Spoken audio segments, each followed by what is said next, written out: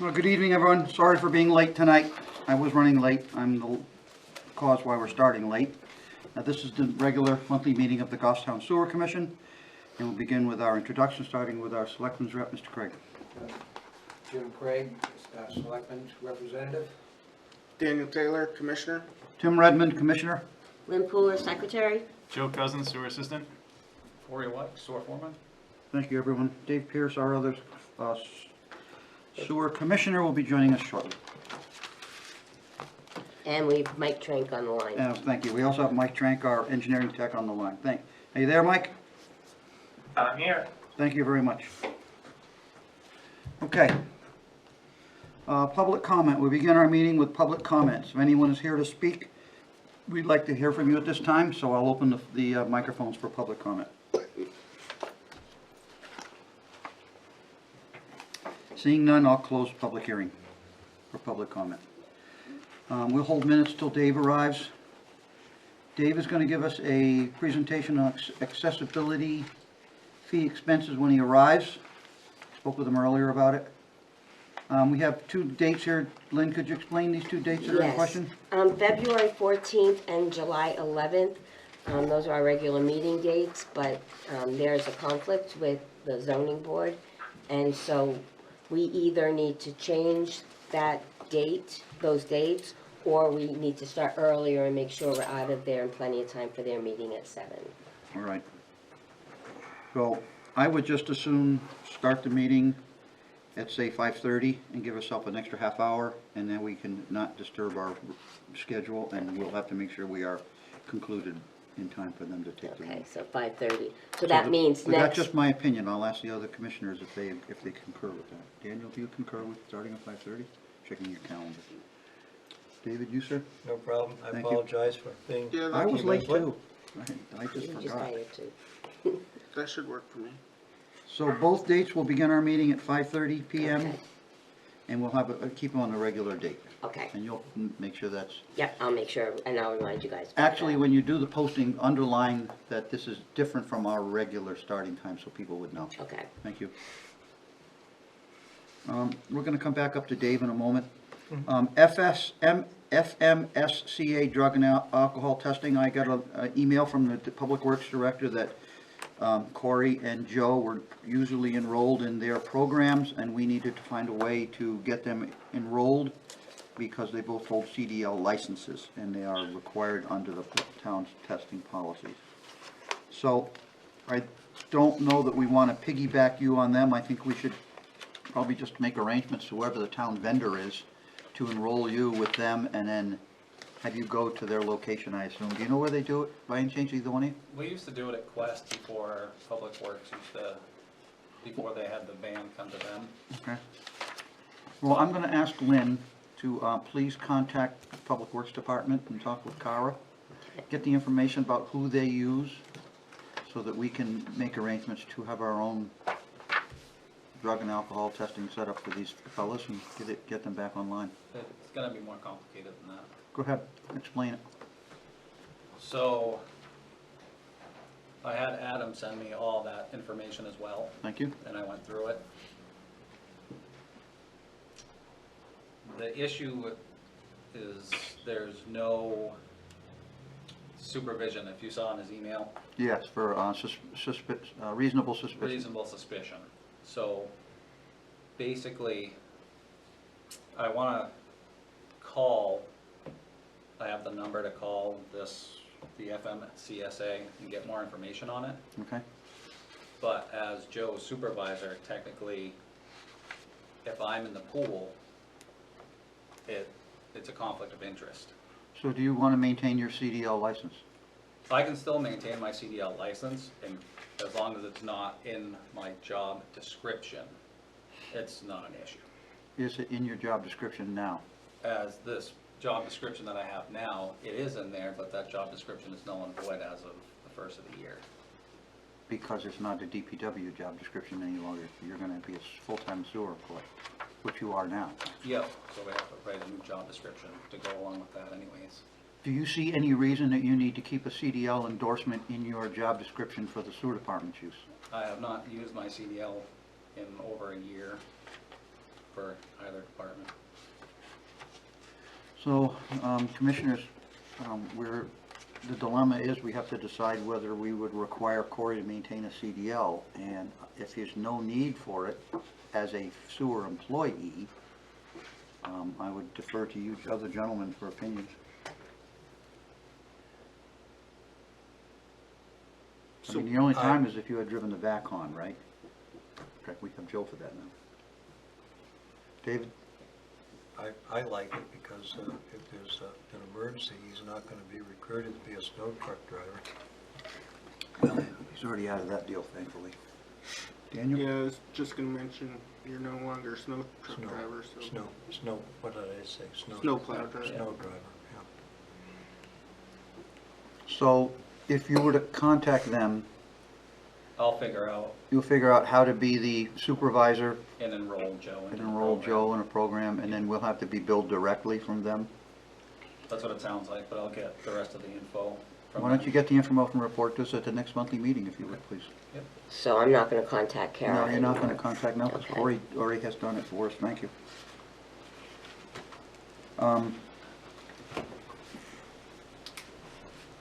And Joe, your commitment, if you will, with DPW is only based on your agreeing to it. Correct. So at the end of this plow season, coming next plowing season, if you choose not to make that agreement with them, that's between you and them. It's not anything that we require of you. Okay. It was a voluntary agreement that you agreed with Adam. But sometimes we still use the vac on Right. emergencies only, so. I understand that, Yep. but the point would be that as far as plowing goes. Yep. So that was your agreement with Adam. I'll let you pursue that down the road, and Okay.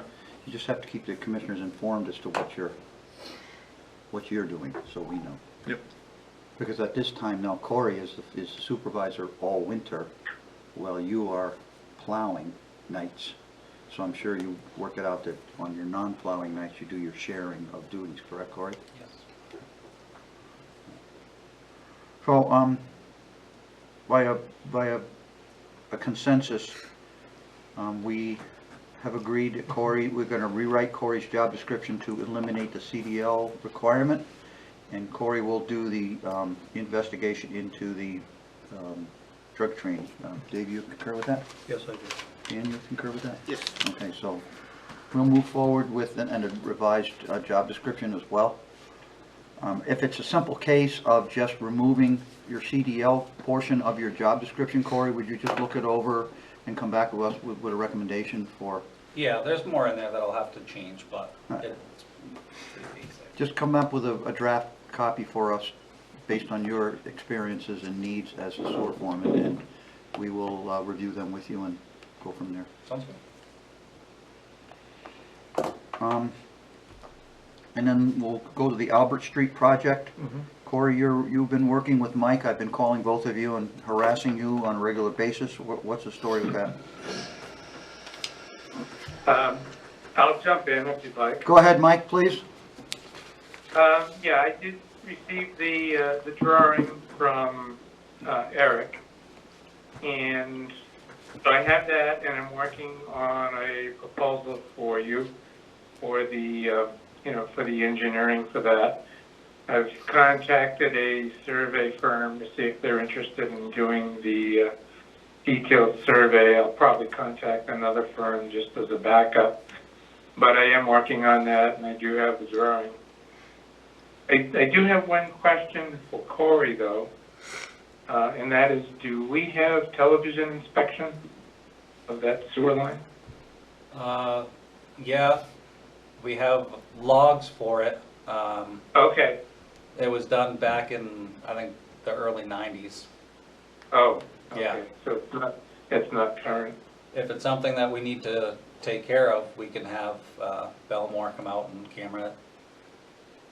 I mean, it's being replaced anyway, right? So I'm not sure if it's worthwhile to do that.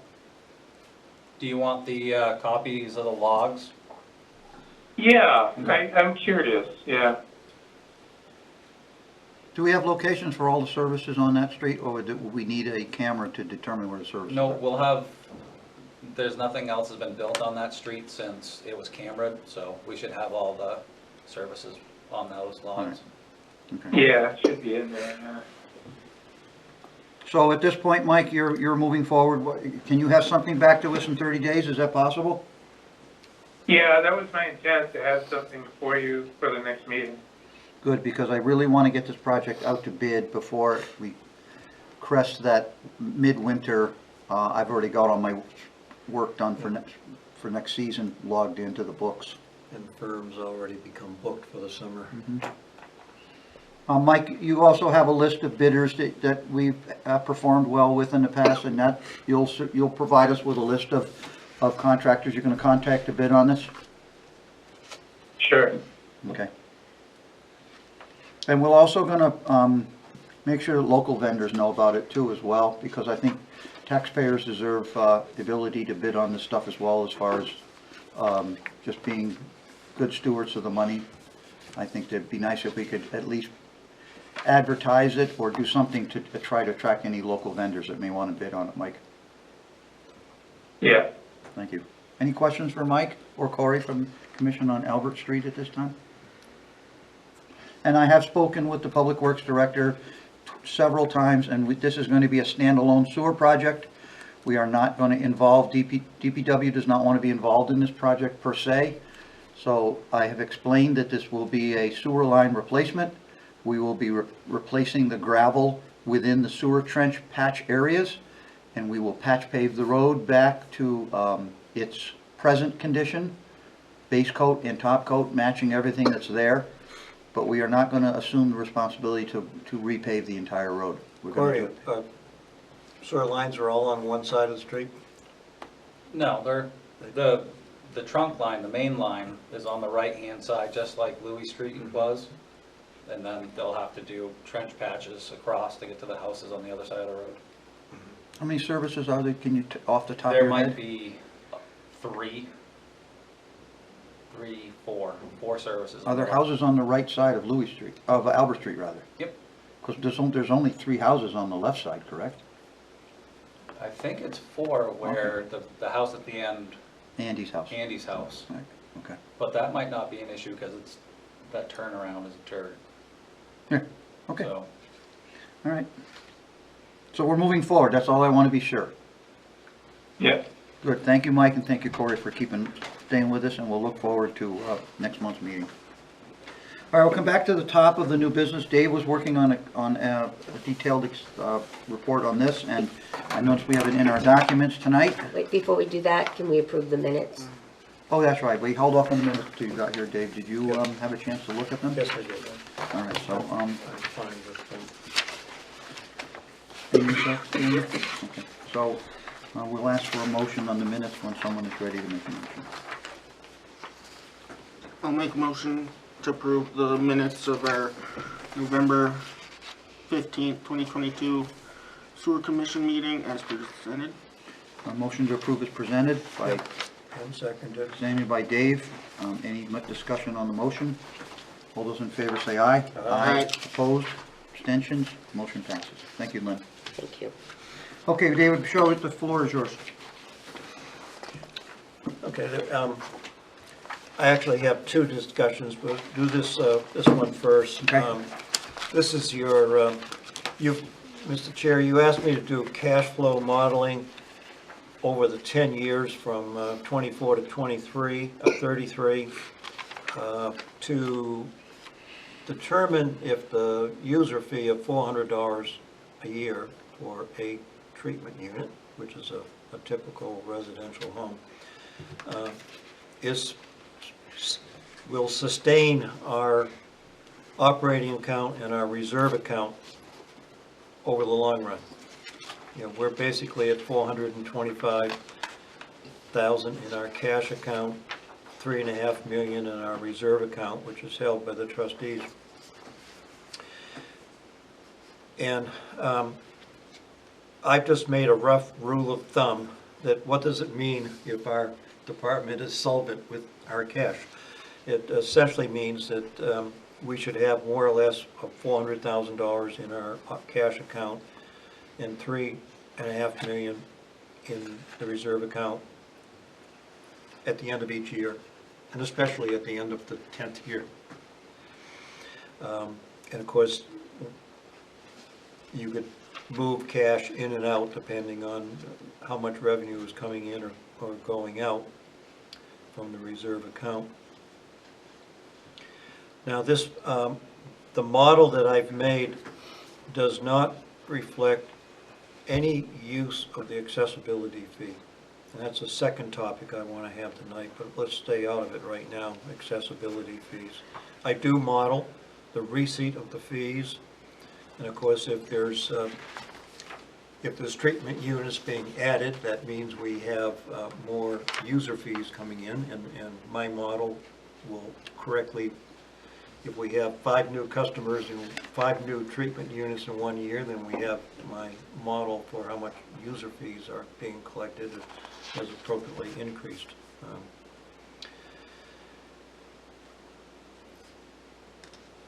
I've also taken the Manchester Regional Wastewater Treatment Facility projects that you do. You know, we're currently amortizing about 5 different capital projects right now that they have done for a couple of years ago and still engaged with.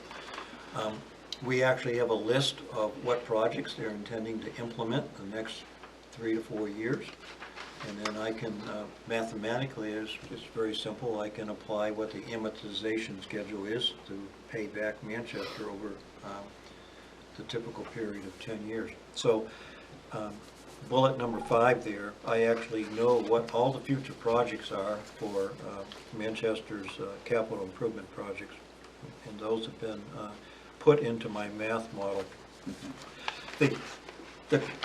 The colored pages that Lynn made for you aren't part of my, well, they don't need any discussion this evening. Okay. That's simply, I've asked Lynn to be aware of that I will need to know how calendar year 22 actually ends.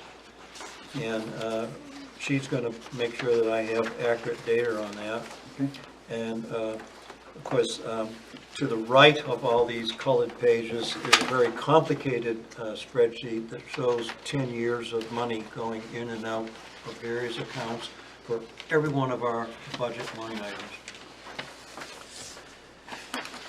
My, Where is that in my pen? I didn't think you wanted me to make a copy. no, that, all I'm saying is Okay. Okay, I just, that display simply goes 21, 22, 23. I see.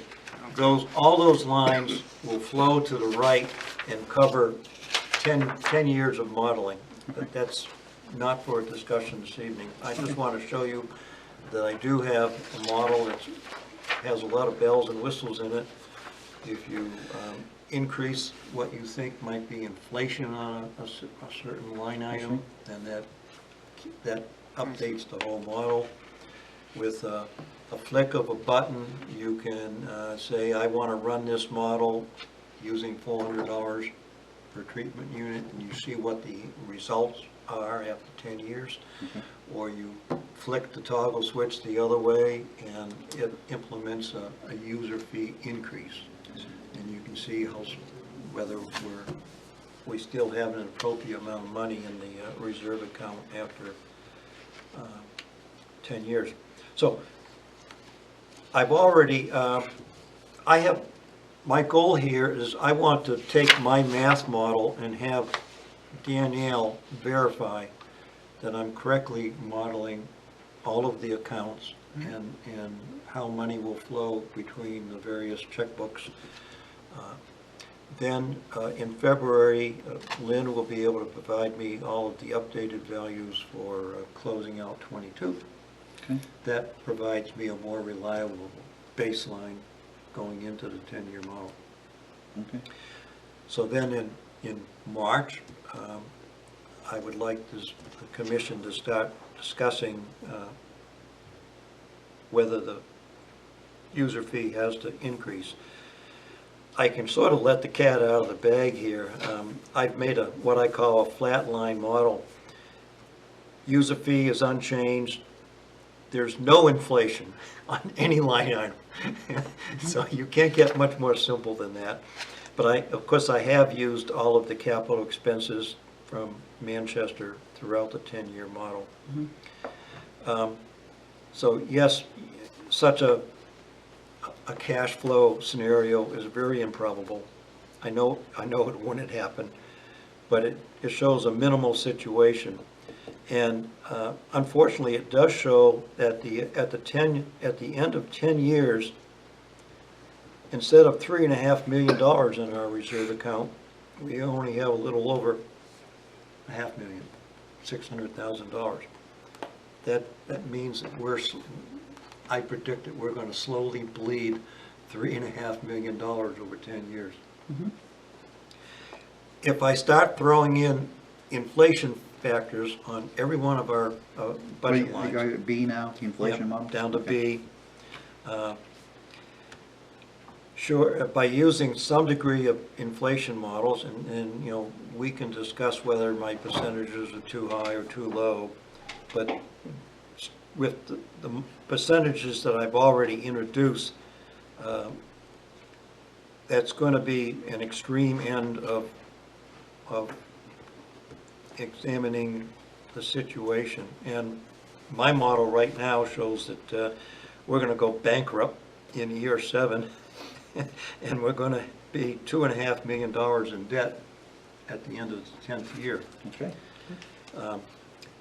And for like inflation model means, B means that we're shedding and very rapidly starting to shed 6.2 million over 10 years. If you want to replace that $6.2 million, every one of our treatment units are going to have to earn $1,700 somewhere in the 10-year period. A little bit on the first year. maybe a little- 1,700 to over 10 years? Over 10 years. So- The question then becomes, how fast do you want to earn that money? Do you want to take a slight nibble on the apple in year 1 and 2, and then more drastic increases later on? But somewhere in the over 10 years, every customer is going to have to Pay an additional $1,700 $1,700. or $170 a year per customer, yeah. For treatment. So how you get that $170 a year is the math you're Yes, and describing so like how we get there. I explained, I can, at just a touch of a button, I can run that math model Okay. with rates of increases, and you can see whether we're solvent at the end of the 10-year. That's good. Model, the second B is really See, paragraph C, the middle model. It's possible I was too aggressive on the inflation model? inflation model. And so, for example, if you wanted to have a compromise somewhere in the middle, you could say, hey, we need to earn $4.5 million more than we would otherwise earn over the next 10 years by our user fees. And for example, that comes out the $1,200 from each treatment unit. One concept is you would introduce somewhat of a moderate increase right in year 1, and then some less impacting model raises in the fees in the future years. If you were to do nothing for 5 years, you would have a drastically high increase in year 5, 6, 7 or something.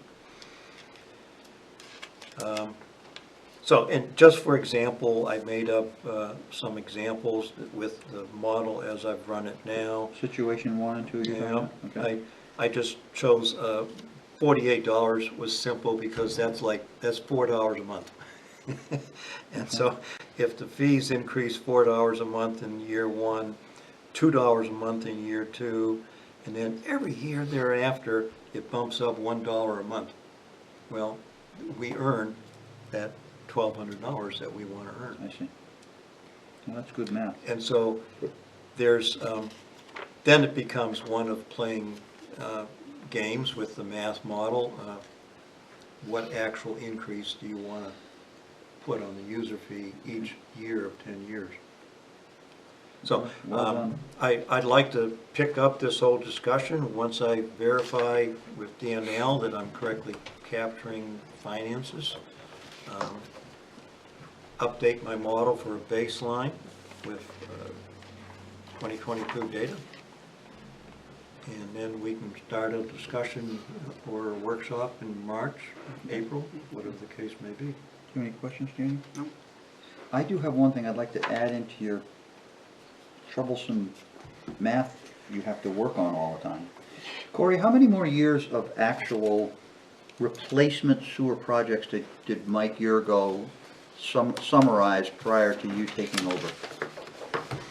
Actual replacement, I think, was 6 years. Right. Because it's the whole neighborhood of the flats, and a lot of the streets he broke up to make it a little cheaper.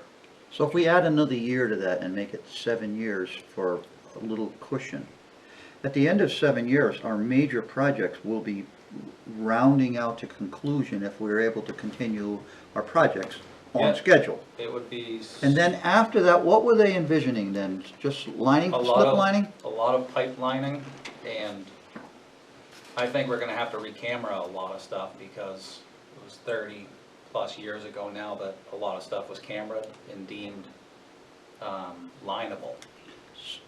So if we're averaging, do we have an average number we've been spending annually for the last 10 years? Is it the 600,000? 600, yeah. And that's what I've modeled under sewer operations, 600 every year. On the reconstruction portion we've been doing. So now if we jump to lining only, we wouldn't spend $600,000 a year on lining. We would drastically reduce our annual outlay. Yes. So Dave, can you take that into consideration when you're doing your math? You know, this one here where, Yes, that would make $600,000 when you're anticipating somewhere over 10 years, we're gonna lose 4.5 million. So but this reducing. 600 is a big difference. This reducing thing here, I like the fact that you accomplished your goal, but I don't think we want to raise the rates and then lower them, because people are going to No, no, no. expect that they're going to They're get gonna back. go They're raise being it. raised every year. They're not going down. Oh, that's they're that's gonna go on down. top of There, each. Yeah. in year 2. Excuse me, raise- I misunderstood. In year 2, bump it up another 24. So it goes from 48 to 24, which is $72. And then- Another 12 is $84. So Another- at the end of another 3 years, it'd 12. be an $84 increase. Another 12 after that, another 12 after that. Unless we determine that we could suspend that at some point. Possibly. Yes, you could come back 3 years into this math model with the initial increases. You could then say, once again, how are we going to end in the 10th year? Okay. Are we earning money too fast? That's why I just don't want the customers to see us as But I've- creating a bank. I've made a model that would Okay. help us in that decision. Are we earning money too fast or are we earning money too slow? I know we're not talking about accessibility fees, but That's do you another know, subject. can we use that for that 600, some of that Well, 600,000? that's another subject we're Yeah. gonna get to in a minute, the accessibility fees, and I think I'd like to hold that question. Yeah, until then. okay. We also would like to be able to compare to other towns. So if it's possible for you, Lynn, to check with Manchester, what they have raised their rates in the last few years and what they anticipate, because I understand Manchester is giving ratepayers a huge. Hooksett, we just got nailed. So I'd like to know what the other towns are doing so that we're not criticized saying, well, you're raising your rates and no one else is. We have to be able to respond to that. Oh, yes, Hooksett did this. All the ones that are in the Manchester system, Candia, some of Candia's on it. Hooksett, Bedford, Goffstown, and Londonderry. Londonderry, Candia's not on it, is it? Candia is not Londonderry. hooked to it yet, but there's, So it's Hooksett isn't either, it's just Bedford, Londonderry, and Hooksett's us. wastewater goes to Manchester. They're not part of our, we learned about this at Yeah. the meeting. They don't have a wastewater treatment facility. No, technically, their waste is going to get to Manchester, but right now it's not. yeah, they're Could just, you investigate, maybe it's not going to the Allenstown treatment I plant, know, is but it? right now it's just Hooksett, Bedford, Goffstown. It could be, because you know, there is a wastewater plant in Allenstown, Yep, and Hooksett's wastewater, Allenstown and Hooksett share a border on Route 3. I So think it's it possible might. their wastewater might go to Allenstown. Oh. So could you look into that and get us an answer? So I'll call Hooksett, you still want me to call Hooksett? I would, that or call Manchester. Manchester may I'll have the call information Manchester, I on can call file. Bedford too and see what, Yeah, there's, yeah, I'll call a just few. kind of get an idea of what they've done in the past 5 years and what they're anticipating for the next 5 years. There was an article in the Union Leader 3 or 4 months ago on the sewer department in the city of Manchester. I read that. And they were predicting in that article 9% increases every year for a considerable number of years. Okay. But their complication, their situation's much more complicated than ours because they have a combined wastewater system. And they are doing The- separation. The stormwater portion is the bugaboo for them. And theirs is based on water usage too, I don't know how that affects. That's, Yeah. They also are using a lot of federal funds for that separation, Yeah. sewer water Oh, separation. I'll call and Hooksett is see. different though, Hooksett, you get a separate sewer bill and water bill. Do you? They're like us? So, oh, okay. I'll call them then. All right, any other questions for Dave, or can we say thank you at this point and we move on? thank you for your suggestions. Mr. Chairman? Yes, sir, Mike, I'm sorry, go ahead. Yeah, I just wanted to note that Allenstown is looking at raising their rates, and they've done a survey of most of the surrounding communities. Oh, I think I have that information that I could share that with you. We'd be pleased to Oh, have a that's safe good. Lynn. Most communities, I know Bedford is looking at raising their rates, Allenstown is, Manchester is, most of the communities are. I know that Laconia is as well. So it's pretty much across the board. If you could share that by email with Lynn and Corey, then they can send it to our emails, or you can send it directly to all of us in one big fell swoop if you'd like, Mike. We'd appreciate reading it. Yeah, absolutely. thanks, Mike. Do you- I would also point out too that when we did the wastewater facilities plan update back in 2008, the situation was really pretty similar in that the money in the capital reserve budget was being used to offset deficits in the operating budget each year. And every year, the auditors were flagging that, as a red flag and saying, you have to do something. So we did an analysis and had proposed an incremental rate over a certain number of years. And the Sewer Commission decided at that point to just bite the bullet and essentially doubled the rates, back in 2008. It went from 200 to 400 a year. Do you have, would you think it'd be worthwhile to any of us to see that, Mike, or do you think that's old news and we should just discard it? That report you made? It's probably old news at this point. Okay, And it sounds like the model that Dave has created is pretty useful, pretty similar to, what we would have done anyways. all right, thank you. Mike, we're gonna have to get a little headshot of you to put on the table so I can remember you're here. Put it on we'll put a picture of your face on a little stand, we'll keep it. I should be able to attend the next meeting as long as it isn't snowing or something. All right, are you feeling better? Oh yeah, doing well. Good, glad to hear In that. fact, I started physical therapy today. Good for you. I'll tell you about mine later. Okay, so at this point, we'll look forward to the next step in this process, David, thank you. Thank you. Okay, Accessibility fee. accessibility fee, David. Our budget for next year has, we're anticipating $75,000 in accessibility fee. We're gonna get a lot more than that. I know, but it's in, so that means 15 new treatment units of customers that were anticipated in the revenue, in our revenue budget. And I've modeled that 15 increase every year for all 10 years. Okay, The last time we touched any money in the accessibility fund was in 2016. could you, before you go any farther, could you enlighten everyone as to the specific uses of the accessibility fee? Well, I think that's what I wanted a discussion. I'm not clear. You're not clear, okay. Well, we'll wait for Corey to come back, because I'm sure Corey is, I'm sure he, unless Joe's been doing his homework at night. Joe's got his homework in front of him? No.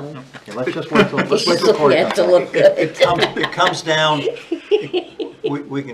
it comes down to the very umbrella term, money that will increase the capacity of the system. That was, I think that was a phrase that came out of Mike's assessment of, is the $5,000 fee adequate?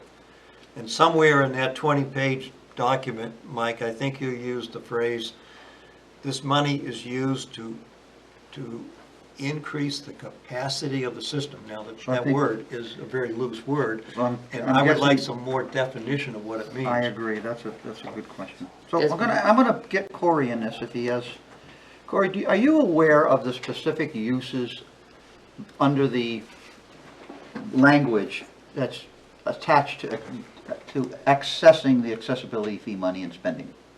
I am not familiar with that. Yeah. So David was just explaining what Mike Yurgo's words were, and it's, Excuse me, was this Mike? Mike Trank? Mike oh, Trank. Mike Trank, excuse me, I thought we were still on Mike Yurgo. Yeah. So Mike Trank, I'm going to defer back to you, even though I can't see you. Do you have a specific knowledge of what our accessibility fee allows us to expend funds for? Yeah, the shorter answer, or the general answer is, yeah, to expand the capacity of the system. Could you explain those words to us? Well, I mean, if you needed to, like, for example, upsize a sewer line because there was additional flow coming in that was going to overburden that line, Okay? then, you would replace that sewer pipe with a larger one.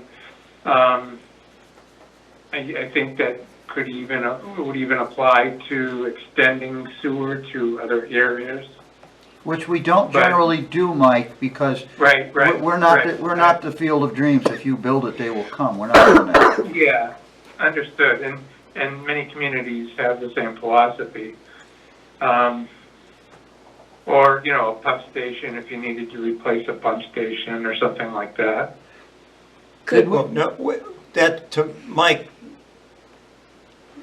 replacing a motor in a pump station is, if it's faulty, That would be an O&M it's a cost. one-on-one. You're not increasing the capacity of that pump to push more surge out. But if we had to increase the pump size, add Yeah. more pumps. I mean, I think that would be legitimate, if you're increasing the capacity to push more Yeah. surge.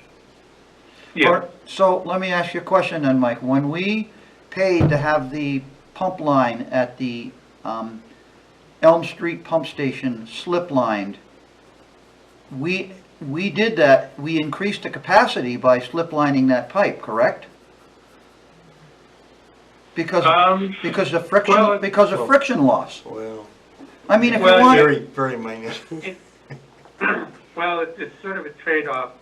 You put a 4-inch liner inside of a 6-inch pipe, so you decrease the diameter of the pipe. By decreasing the diameter, obviously, you decrease the flow capacity of that pipe. However, by virtue of the fact that it's a plastic pipe versus the original cast iron, you've improved the flow characteristics, which would increase the flow, which would offset at least some portion of that decrease in capacity because of the small diameter. I'm just looking for ways to to properly expend accessibility fee money and meet the criteria to not have to use our enterprise fund money. Mike, this is Dave. I got a question too. Manchester's regional treatment plant, you know, we're allowed to ship 2.13 million gallons a day. Yes. And if I've read some Manchester document correctly, they have a capacity of processing 48 million gallons a day. So if Manchester did something to their plant to increase that 48 million to something larger, and we have to pay 4% of that, then that would qualify for money from the accessibility. Yes, absolutely. Okay, thank you. So that's a good place to start looking to not use our, to replenish the general fund with those particular funds. So you're saying some of the projects that we're doing for And so- Manchester that we're paying for? I would like to go talk to the assistant director there at Manchester. You know, we have 6 projects we're currently paying for. In the next 4 years, they're going to do another 6 projects that we're going to be amortized over 10 years. Some of those projects must, in some way, increase capacity. the capacity of their plant. So it'd be good to get the basic information on what meets that criteria and what we could use accessibility funds for and not use our, Right now, we're paying the monthly bill out of our operating budget. operating budget. Right. And the accessibility fee is just rolling along, and it's increasing every year, and we're not touching it. I wouldn't suggest that we reduce our operating budget because the time is gonna come when the accessibility fee money may expire. If it were to happen. And then we'd have to put that large amount back into our operating budget. But we could explain it when, We could use it to put the money over into the, Yes. yeah, because you don't want to put money in our budget and then not spend it, and then they're going to give us a That's hard right. time So over that too. I've submitted an email to Danielle, our treasurer, indicating that in my analysis, there's a structural flaw in all of our budget lines, in that we have no budget line that says use of accessibility funds. Right. And a comparable line that says, an expense line that says we have a project that's going to be paid for by accessibility money. And then likewise, we need an accounting line that says moving the money from the accessibility fund into the operating fund. So we have to create a new line We in have- our budget. Yes, and I've submitted all that to Danielle, and she said, come back in January when I'm not busy. Corey? Mike, I have a question for you.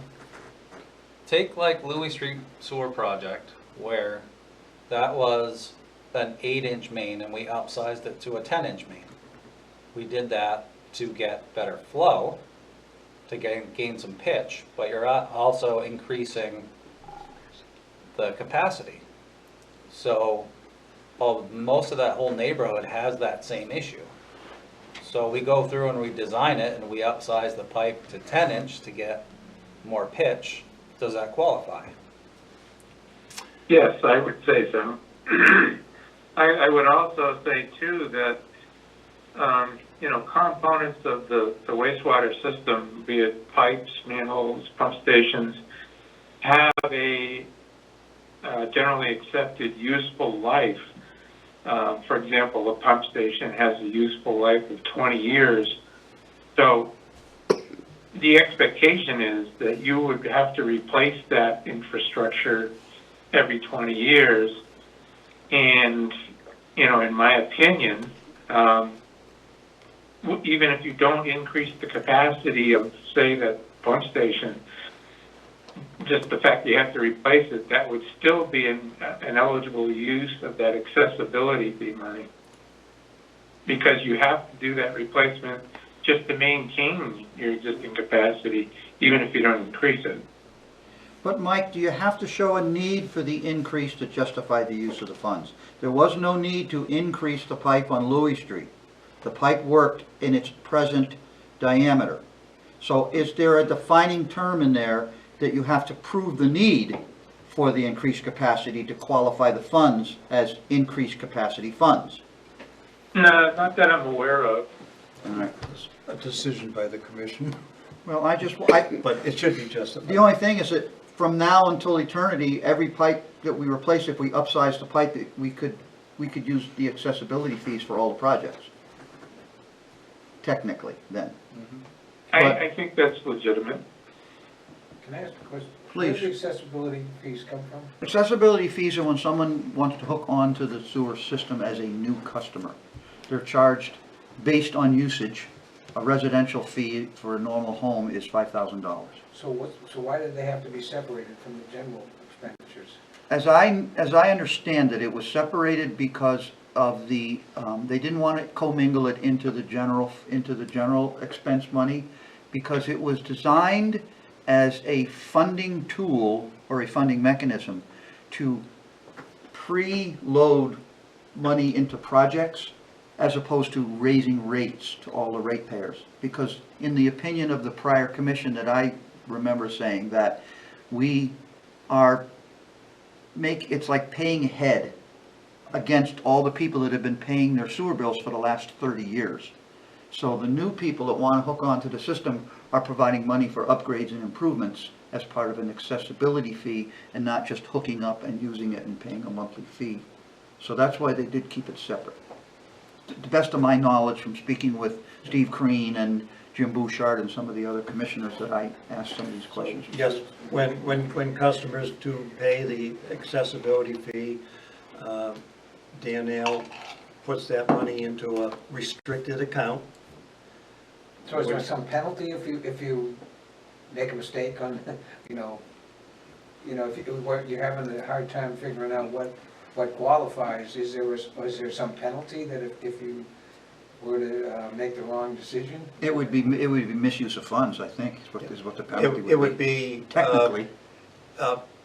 An audit might question why we took money out of the accessibility fee. He would look, what are the documents that allowed you to take money out of the accessibility fee? And if there's nothing there to back it up, then that's a red flag on the auditor's report. And they go to jail and we visit No. them. But they must have some document that they go by to make the decision. The auditors? Yeah, somebody. Well, the auditor somebody- just look at lines and they look at the intended purpose of that line, the funding purpose of that line, and they want to make sure that the items are coded correctly to the right accounts. That definition you're talking about, we need to pull that definition and maybe discuss that definition and refine the terms in it so that we can, unless we leave it as that overarching terminology which allows us to just duck under whichever side of the umbrella we want to duck under, which I think is okay. It's a little bit loose, but I don't mind defining it. We could define it to future pipe projects where we increase the size of the pipe. We could put parameters in there, which would be hard line definitions for accessing. So, just like you mentioned, Mr. Chair, that there's a legitimate reason why we're collecting the money for a future expense, but at the same time, we should have some idea what is those specific projects that would qualify for expenditures of your money. So, we're not just, for all these new projects, we're not just increasing the pipe size willy-nilly. We did it on Louis Street to gain pitch, because a larger diameter pipe can run flatter than a smaller diameter pipe. I heard Corey say that. Yes, that's true. Are there any aspects of our system that are pushing capacity limits, I don't know, over 50%? Any pump stations, any lines? To the best of my knowledge, no. And I think Because we are building So- I mean, We have major biggest developments going impact is on in gonna town. be East Union Pump Station and village infrastructure. It's a small, For example, if we had a pump station that was physically pumping 10 hours a day, we have, what you might question, we're not Designed properly. designed properly. or Thank you. efficient enough. Yeah. Because you Just- take the And have a- 95, 99 condo units that are going in right next to Yeah. East Union, that's gonna be a significant increase into that pump station. Yeah. So but you have a pump On top- station that's running, 80% of the day is pumping, then your risk of failure is. On top of the 78 units that are coming out of Bog Road. Yeah, that's the. So there's two large projects that are gonna increase flow. But the pipe on Mountain Road was designed for the flow and increased. And goes straight to Manchester, it doesn't go to East Union. Oh, it doesn't go to East Union? Oh, that goes directly to the interceptor. Oh, I didn't know that, thank you. I thought that was still within the village confines. Nope, that hits, there's a manhole right at the end of Mountain, and where it hits Main South Mast, Yeah, it Okay. actually turns and goes okay. towards One- Manchester.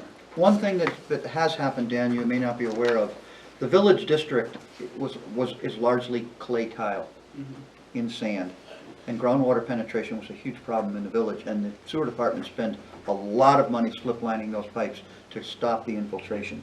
And they actually documented the flow changes from pre-slip lining to post-slip lining, and I think it was reduced by a significant amount. I mean, Corey can probably get the numbers for us at some point, or somebody can dig them up, but Yeah. it was worth every penny of So- stopping the infiltration. Speaking of, so that increases capacity, 'cause That- you're not wasting it on stormwater. So the slip lining might be considered increasing capacity. And that will stop a ton of infiltration, especially in Bernardville and the Heights. You're not necessarily increasing the capacity of the line, you're just, Decreasing the amount of Decreasing. influx. So you're decreasing the flow in the pipe, which increases its ability to take on more actual sewerage. yeah.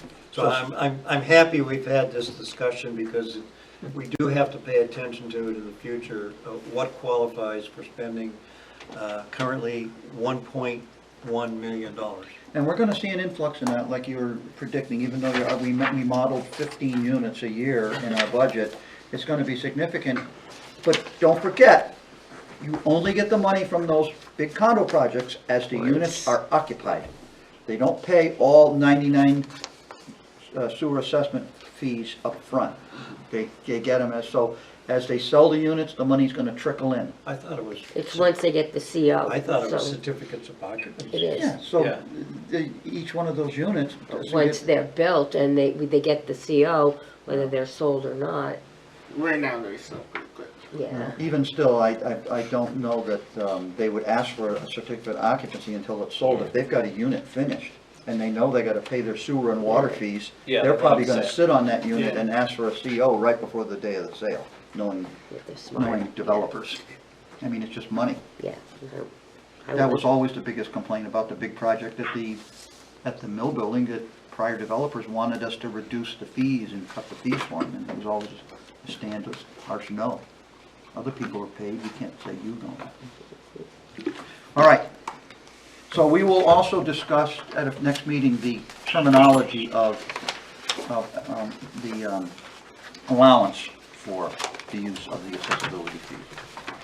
Okay, old business, Lynn, you have Fairview Street here? Yes, we received another letter from, the owners of Fairview Street. Here are all the receipts that they gave us. You can keep them. Okay. So, I don't know if you've read the letter, but he's looking for reimbursement for those, all those receipts, as well as what we paid to Belmore. Belmore. So Corey, do you know about this? After the fact, when I went to tell them, visit the homeowners, this came up, and I told them to write a letter. This is different from the first one we approved? This is They Didn't we should have approve- submitted this Yes. with the Belmore bill, and they didn't. They just submitted the Belmore bill. Oh, this is the same one. This is the same It's the one. same owner. Didn't we already approve the? We payment? we approved the payment for Belmore. the Belmore one, he didn't give us these receipts, Until so we after. paid for Belmore's, portion of it. So we already But approved that number. I'd like to make a motion to approve the $245.26 reimbursement to John Cody at 51 Fairview Street for his expenses for cleaning up. I'll second. Motion's been made and seconded. Any discussion on the motion? All those in favor say aye. Aye. Opposed? Abstentions? Motion passes. That was easy, okay, thank It you. has to be easy. Okay, Mike, we all have a certificate of final completion for Louis Street. Could you tell us where we are with this? Yeah, and obviously the project is complete. This is just part of the closeout paperwork. So this certificate of final completion, the engineer, the contractor, and the owner all are essentially acknowledging that the project is final, it's complete, as opposed to substantial completion. How much of a, are we holding for surety on this project and for how long?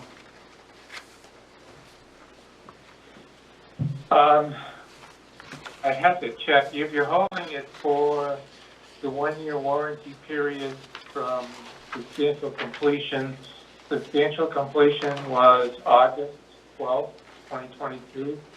So you're holding the 1 year of retainage, which is 2%. You're holding that until August 12th of 2023. Okay. And that's the time, if there's a problem, that they are responsible to take care of it. Correct. Okay. Now, are they gonna be sending me another invoice?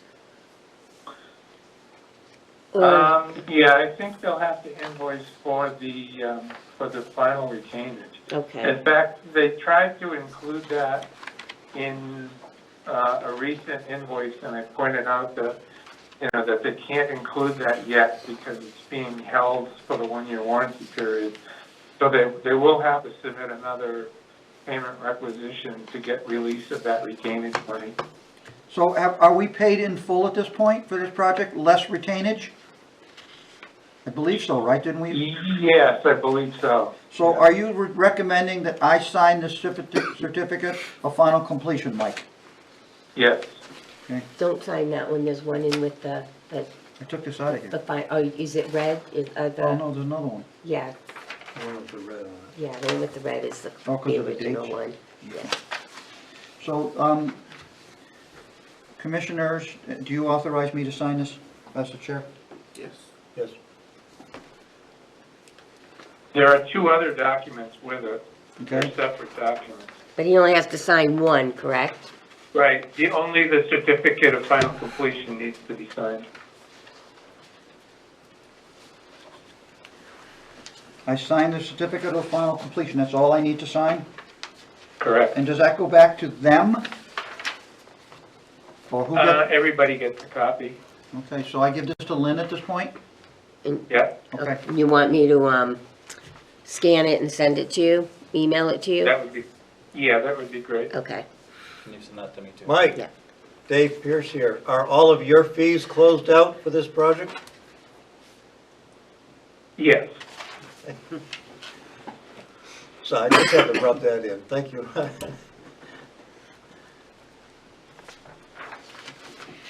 okay. Mike, while we have you there, where are we with our roof and such on the building at East Union Pump Station? We've got a set of drawings that's probably, 70-80% complete. We had a meeting, a month or so, month and a half ago, I guess about a month ago, with Daniel and our structural guy and myself and Corey, and we talked about different options that are available for replacing the building enclosure for Riverview Park Pump Station.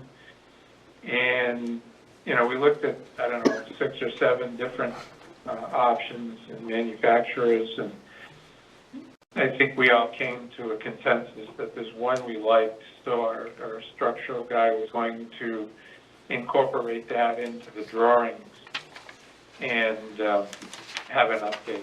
And I've got to check on those drawings because I want to get a progress set of drawings out to you folks. All right, so we're still working on it, we're getting somewhere? Yes, oh yes. Good, because that roof needs to be fixed sooner than later. Yes. So let's make sure that's like a spring project. As soon as the ice melts off, we can get someone in there and get that roof done. Okay, There was one more letter in your packet. oh yeah, at the bottom, I saw it. What is Yeah. that? That one is from Stephanie, the tax collector. Okay. There was a 7-channel lane, there was a bankruptcy, and there was a sewer lien balance of $65.40. And she's saying that this was not collected during Chapter 13 bankruptcy, and the town administrator and the town attorney recommend that it be written off. It's So, essentially, we're too late. They add more fees into the bankruptcy proceeding because bankruptcy proceedings are done. so they're recommending that we write it off, so I would need somebody to make a motion if you agree to it. I don't like that at all. I had nothing to do with We, that. it was an oversight on our part when the town went into, putting all the cost about. Who does that in regards to the town? Stephanie, so we received all our original sewer fees that were due. This was fees that she added for the lien process that are outstanding. I'm not exactly sure how it all works. Did we collect any money at all? Yes, How much? we collected everything else that was due, except for that $65.40. That's all that's left on I the feel better account. about it already, but, And again, that's mostly just fees. It's on top of what the original amount was. okay. Mr. Chair, a motion that we would waive a sewer lien balance of $65.40 Give the address. for 7-channel lane. Map, Map 19, lot 11. thank you. I'll second it. Motion been made to waive the sewer lien balance of $65.40 on for the 7-channel lane address. Any discussion? All those in favor say aye. Aye. Aye. Opposed, abstentions, motion passes. Okay. So I'm looking at our warrant here, and the last item is a $3,500 bill to the sewer department from Old Time Land Services for weekly mowing at Pump Station, Channel Lane, East Union, and fall cleanups. Have we been having a landscaping service take care of all this stuff for us? Yep. For how long? Just this season. And we are gonna start doing that ourselves? If you would like us to start doing it ourselves, we're gonna propose to you guys whether you want us to buy a lawnmower and invest all into that, or just have, It's up to the commissioners to decide. It's a $3,500 bill for 6 months of lawn mowing and Fall fall cleanup. cleanups at 2 places. So if the commissioners feel this is a good expense, we can continue it. But if we could put this into the work requirements for our employees to do the mowing, then we'd empower them to do it, and we'd have to pay for equipment. Ballpark on what we'd have to spend for equipment. Do you have any ideas on that yet? expensive. All right, well, A mower is, I know, I bought one. So, Is this expense in our 23 budget? what was it under? Where did you code this? I probably did it Maintenance. under, 22,472.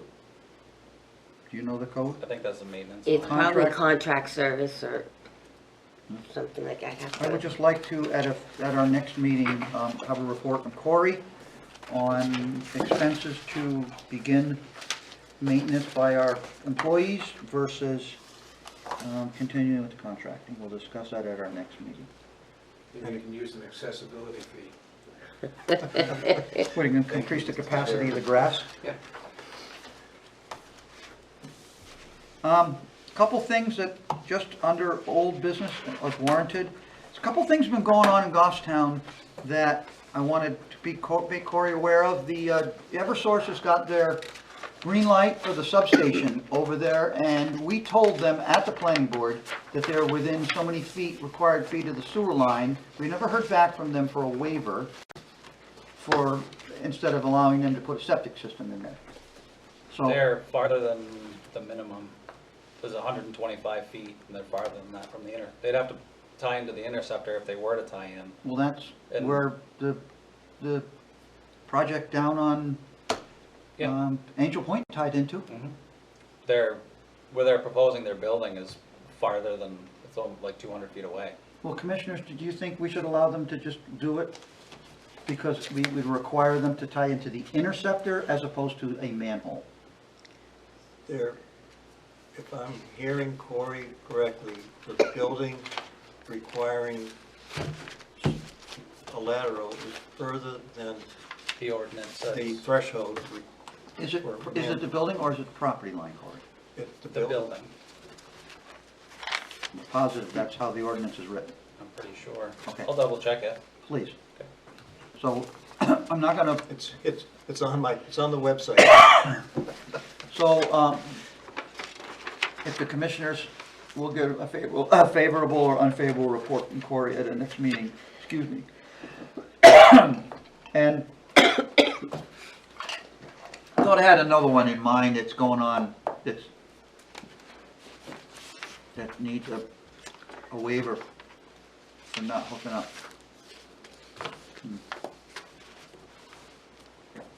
I guess I'm not thinking of it right now. Thought there was a second one. Not that I know of. Okay. An approved project that's within the distance of the sewer line. I'll get the verbiage. Have we met with Monty yet for the apartments of, he's at the planning board meeting Thursday night. Yeah, I haven't heard anything from them. And it's not- I think they just resubmitted There's, the same set of plans that they submitted Yes. yes, We're gonna- it shows a connection into the interceptor. main interceptor line. Yeah, And they have not discussed this with you at any point in time. I have not heard from them, no. Okay, well, we can bring that up to planning meeting. Thank you. That's the other one I thought of. I'm gonna, just send Patty an email anyways, because if you look at their set of plans, how they wanna tie into the interceptor is just like Angel Point, which that's the best way to do it. Well, fine, but they haven't come to see if there's capacity for them to even hook into the system yet. And the other thing on their plan, they didn't even double check the inverts in the manhole to see if there's even pitch to tie into it. Well, I'm gonna leave it alone. I'm gonna ask the question Thursday night at the planning meeting. He's gonna have to address that, his engineer will have to address that with the planning board. Yeah, I think the plan shows an elevation on the rim, but no. It just shows, yeah, that there's a note on the plan that says we couldn't open the cover. How long did it take us to open the cover? Wow. We walked up with a Was sword that the hook one and I- popped it open. Was that the one I No. buried on the rail trail? I was thinking about the one on the rail trail, the one that, Yeah, the one on the rail trail. Yeah. We got it open with a hook and a shovel. I'm thinking about a different one. Oh, the one we had to beat on with a sledgehammer? Yeah. Not that one. Well, normally you hit a manhole cover with a sledgehammer before you even try to hook it. Most of them in town, you Yeah, we're get good. them right open. I know that you mentioned to me, when I was at the East Union Pump Station, we have a line that runs through the woods behind those homes. Yes. Do you, have any recommendations on what we should be doing with that? We had talked, Joe and I, and we even talked to Dave a little bit about it. That line should be marked out and accessible, all the brush and trees all cut off it. And looking at some of the trees, it's probably a bit more than we can handle. I looked at it with you that day, Mhm. and Dave, did you have a chance to look at it? Oh, yes. So I'm thinking that because we have an easement there, and because we're responsible to get to those sewer manholes in case of a backup or a problem, I think you need to contact an appropriate land contractor, clearing contractor that has the equipment to walk that mechanically and do something with it so that if we, in an emergency, have to get, I don't know, a piece of equipment out there or something to jet it or do something with it, we need to have access to that line. Because otherwise we're liable for any damage to our homes that are getting backed up as a result. Are the manhole covers in good shape down through there? Are they buried right now? What did you determine on that? No, there's a little bit of, Yeah, one's buried, that's about it. yeah, it's not more than a shovel, you can strip the, No. just the years of decaying leaves on top of it, so there's a couple inches I of loam. think that on one of them. a two-part process needs to be looked at. One, getting the trees and brush in our right-of-way off of it. Do we have to have the right-of-way I was surveyed? just gonna ask. That's a good question. I mean, the manholes are there, and it's, I'm pretty. Straight line manhole to manhole? Once you cut the trees, you can see straight line. But But do we yes. have an easement document that states that the Yes. easement is 25 feet wide? Yes, Yeah, Dave actually found the Do document. we have, for it. any kind of an old as-built that states that the stuff is in the center of the easement? I'm not sure if one exists, but I can look. Typically, it's built in the center of the easement. typically, yeah. It- So we it would be looking- It would be built per the survey of the easement. Or, Um, you know, the easement may have been after the fact too. Yeah, and I think that was all part of An old, the Interceptor project, actually. well, if you could do a little bit of looking before the spring comes, Mm-hmm. maybe it'd be a good idea to try to get something done while the ground is snowy in the winter with the bucket truck or whoever's going in there with a bucket skidder to cut it out. Because- Cut the leaves on the trees. Yeah, and we're still gonna have to notify the residents if we're gonna be doing anything behind those houses, of our intent, so that we don't end up with screening residents. So that's a little bit of a legwork thing for you to work on, you and Joe. Yeah, no problem. And so you're gonna need, number one, you're gonna need a price for the land clearing ultimately, and then we're gonna need a price for some sort of earthwork to provide a drivable surface, even if it's just grass, and you mow it. Or it gets, brush hogged once or twice a year or something. You can still drive a vehicle on that surface. Okay. All right. Anything else that you guys can think of that you wanted to bring forward? Yeah, we had kind of talked about this a little bit, I mentioned it to you, about taking our vehicles home, Okay. and we just wanted to throw it out to all three of you to see thoughts on that. So what are you requesting specifically? I'm requesting specifically for us to be able to take our vehicles home. Both of you? Yes. Why don't, I thought it was an on-call status situation when you take vehicles home. If that's the way you want it, we can, Well, isn't that how highway does it, or what does highway do? they take their vehicles home every day. All right, That's the way it worked when I was taking a vehicle home every day. You took it home every day. and what is the current monetary donation from the town side? We pay $3 a day. $3 a day. So you'd be deducted as many Out of days as our- you work that week times 3. Exactly. And then, we would probably want to know what kind of mileage you're looking at adding to the vehicle over the course of a year, so you get us some mileage information on how far your to and fro is per year. So we can do a calculation on mileage and figure out what the mileage is going to run and what we're going to do. I'm sure we can have a discussion. I don't see why not. We'll put it on the agenda for next month. David? Yeah. Dan? Okay.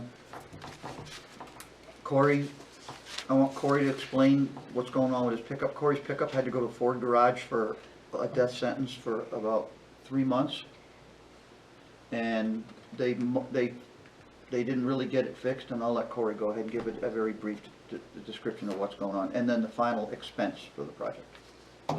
So what ended up happening is it's a diesel, and the truck went into what they call limp mode, where it won't go more than 10 miles an hour, The computer tells it to do that. so it doesn't damage anything. So in talking with Zeb, the town's mechanic, they sent it to Unique Ford to have it diagnosed, and they thought it was, at first, a couple sensors on, I guess it's basically a massive filter that's under the truck. So they tried the filters. For the exhaust. For the exhaust. They tried the sensors and that didn't work. And they tried a slew of other things that ended up being covered under a warranty. But at the end of the day, it was that exhaust filter itself that was plugged. It was bad. So they ended up replacing that. So And why was it bad? Because? because we don't use the truck enough. Because it's all short distances. The truck runs, it stops, it doesn't have a chance to actually burn itself off. You actually have to drive the truck a longer distance for the computer to tell the exhaust to burn the particulates that are in the filter. Was the diesel exhaust fluid system working? Yes, it was. Okay. All right, so the Ford garage finally got this figured out, and we have a bill coming, which we've already authorized for payment, right? Did you? I have the bill, but I can't pay it because I still need backup from Zeb or somebody need to showing work what out with they them. did. They need more information, I guess. Well, we had to as generate a what was purchase done. order in order to I get the did a truck. purchase order, but Danielle hasn't approved the purchase order yet because I need backup to go with it. I have the note that Corey and I wrote explaining that Zeb looked at it and he sent it. But you had told her that we needed something from Zeb. We needed some more No, information, so. I talked to her about the 3 bids, because she wanted to have to get us to get 3 bids on the truck. Well, Yeah. the truck was already fixed and sitting waiting to be picked up. You can't Right. get 3 bids. And so- I wrote the note to get over that, but then she wanted some more documentation saying what they did And when, to has the this truck been moving or. forward? I have to stop by Ford, they're gonna make copies of everything for me. I mean, and that was we can- 3 weeks ago. Yep, we can hand it to you. I just got the invoice a little while ago. I've been talking to Corey about this So the week. invoice was how much, Corey? 73 or something like that, 7,300, something like that. $7,300 for the exhaust system to be fixed. Wow. And they said, if you drive it farther, you're not gonna have that problem. We buy a gas job next time, like Joe's driving. You don't have these problems. What year is it? 2015. So it's gonna be It's around a getting little up while. It's still gonna be around a while. Mhm. It's not going anywhere. And there's, I mean, essentially, there's Would really you consider moving further away? So you're- I moved, like now I live in Hooksett. So it's, 20 minutes versus when I lived on Shirley Park, 3 minutes. So the commissioners can act on this tonight, or we can get information and act on it at our next monthly meeting. What's your pleasure, gentlemen? On the vehicle use? Yes. You wanna let it go another month, and I would like our, Joe and Corey to take their vehicles home, Daniel? especially if it's, to me, it's very important if you're on call. Yeah, I'm fine with that. And we're gonna have, is our budget gonna cover the fuel use now? Because we budgeted for prior use, which was not taking it home. Well, we'll have to see. I mean, we'll have to go by what you So see we're this gonna year and run in the next red year. then on our We'll, budget this we, year, we probably. may, we may not. We'll have to, See how it goes? see what the price of gas is and Okay. cover it from there. And then next year we'll have a better idea. So does somebody need to make a motion for that, or?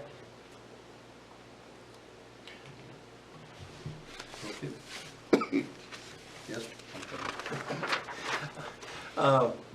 Motion that our sewer technicians take their vehicles home.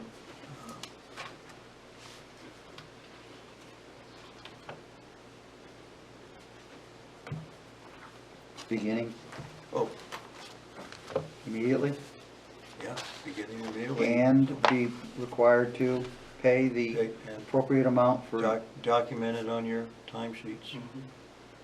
so we're gonna have to work it out with finance to make the appropriate deductions from their payroll. It's voluntary. Voluntarily allow them take them home. Okay. Yes, we're not I- requiring it. Yes, I agree with that. I'll second that. All right, any discussion on the motion? I trust you guys implicitly, but you do, it needs to be stated on the record that the vehicle is to be driven home and parked in your driveway and used to come back and forth. It is not for personal use under any circumstances. I do believe that an on-your-way-home stop is permitted to do something, pick up something on your way home, but to drive the vehicle out of your designed route home to go through Manchester, if you live in Hooksett, that would not be an appropriate use of the vehicle. And it's not that I don't trust you, it needs to be stated on the record, or we need to have a vehicle use policy written of some kind. Yeah. We do? Could you get us a copy of it? Love All right. And this is already allowable within other aspects of the town. Each Public Works does it, fire Yeah, does each it. It's department- common practice. Yeah, they have, each department's allowed to take 4 vehicles home. So are you gonna talk to Danielle about that, or do you want me You to just talk to make a note. Danielle? I'm well versed in it. All you gotta do, when Joe and I submit our time cards, in the notes, you write down 5 days vehicle use, and they know to take the 15 out. You just mark it on your time card, so finance sees it. All right, any more discussion on the motion? All those in favor say aye. Aye. Aye. Opposed, abstentions, motion passes. What else we got? Any other business for this commission before we, Danielle, does the chair have an administrative task that he has to complete before the 27th of this month? yeah, I gotta do a stupid report. Well, I think that you may be in luck. I think that somebody may have already done They've already did something. a report? Thank you, Dave. Whatever you said, I agree with. Unless you're crowning yourself king somehow. Tim, if it's in red, it's going to be updated with Danielle, because it has, yes.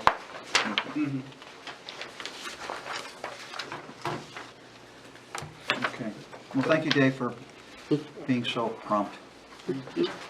So, but fellas, if you read this when you're home, if you see something that's not clear or needs to be explained. They have to be submitted by the 27th, right? Yes. Right, so if we have any edits, we'll have to make sure Dave gets them right away. Yep.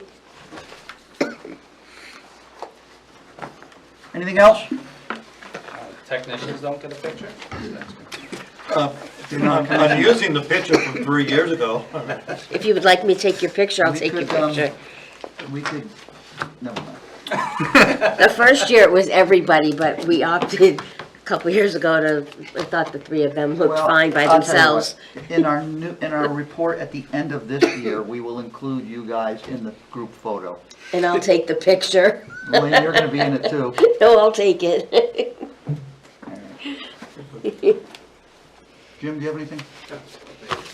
I don't wanna be in the picture either. You're already in one picture. The big picture. That's enough. Okay. Anybody want to make a motion? Motion to adjourn. Motion made to adjourn, Second seconded motion. by Daniel. Any discussion on the motion? All those in favor say aye. Aye. Opposed, abstentions, motion passes. Thank you, GTV.